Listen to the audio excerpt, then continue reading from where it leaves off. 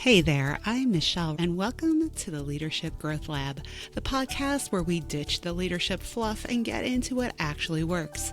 If you're a new or emerging leader trying to figure out how to lead people without losing your mind or your integrity, you're in the right place. I've spent over 30 years leading teams, making mistakes, and learning the hard way so you don't have to. This isn't about motivational posters and feel-good quotes. This is real talk, real stories, and real strategies to help you become the leader you're meant to be.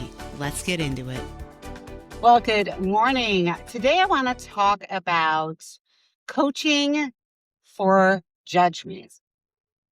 Judgment is one of the hardest things to teach somebody and to develop in another person because it really is developed over time with experience. And the best thing you can do, or that I've learned, is that you force your team member into making a decision to assess their judgment. And sometimes, you ask, well, what would you do?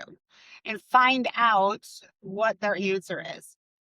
But inevitably, there will be times where your team member is going to make a judgment call, and it's going to be a poor judgment call. As long as it's not something catastrophic, you really have to assess the entire situation. So I'll give you an example here. We recently had a situation at the office where there was a team member in another department accusing another team member of unethical behavior. The team member that I'm speaking of, who needed the coaching and made the judgment call, was alerted to this accusation early on by the individual making the accusation. This person did not believe that accusation to be true. They went to the other parties involved and, shared that information and said, hey, I don't think this is accurate. I heard that, you and this other individual came up with this theory. I don't believe there's any merit to it.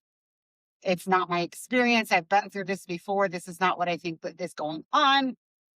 And this person thought it was squash.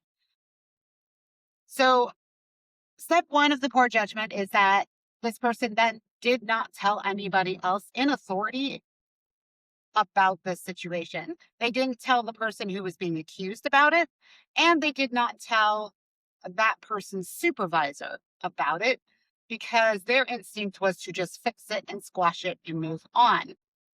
So understood, but in a workplace, when it's things that could have a longer term effect or when it's just pure gossip, it does need to be reported to the next level supervisor. So fast forward, things did snowball. This person making the accusation went further, filed a actual official report and complaint about this accusation. It was investigated, found to be baseless, thought it was moved on. Then this person continued with interfering in the team the person who had the accusation against them. This person went and interfered with that team as well, pulling in other members and just trying to stir the pot. So that led to a larger investigation, which pulled in this original team member individual who was trying to fix the problem in the first place.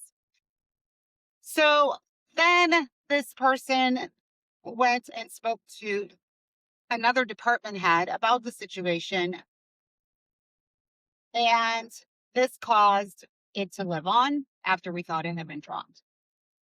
So in it comes me, and I have to now coach and redirect this team member and get this person to understand how their actions were keeping this alive. At the same time, I approached it looking at what was the motivation behind it, because I have to look at intent. And that way I can address it appropriately. That if there was malintent there, then I'm going to approach this situation completely different versus if this was a little bit more innocent.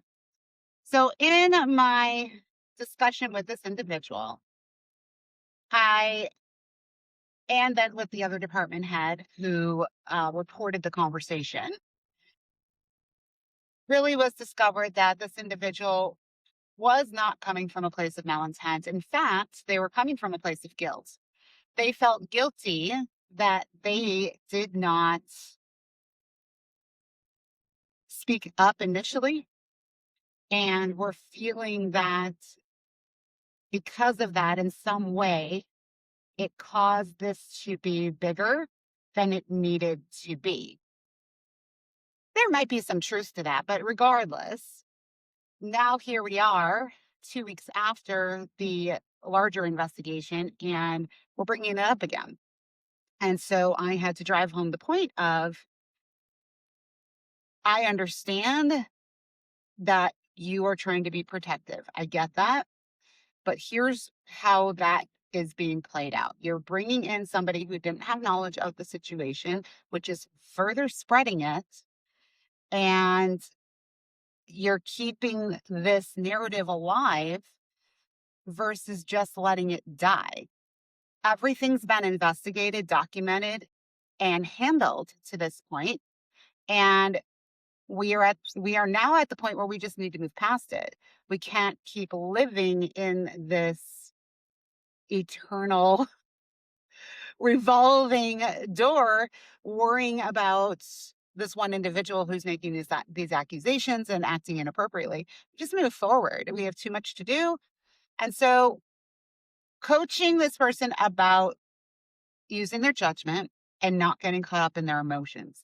When they feel the need to involve themselves, speak up, say something, I gave them very clear directions on who you need to speak to, and also encourage them to pause a moment and evaluate, where is this coming from? Is this coming from your emotional reaction to the situation? Or is it coming from, your guilt on the situation? Like, what's this stemming from? Because you need to make your judgments without emotion. And that's a really hard lesson to learn. So I'm hoping this individual going forward will make better decisions and have better judgment when it comes to things like this, when it's the rumor mills going around. Not that the things shouldn't be addressed, they just shouldn't be addressed emotionally. So I know this was a long one today. I hope it's helpful. If you have questions, or like, what have you dealt with in your workplace and how have you coached on judgment? Uh, how do you teach judgment? I want to know. Put it in the comments. We'll talk to you tomorrow. Thanks for hanging out with me today in the Leadership Growth Lab. If this episode resonated with you, do me a favor, share it with another leader who needs to hear it.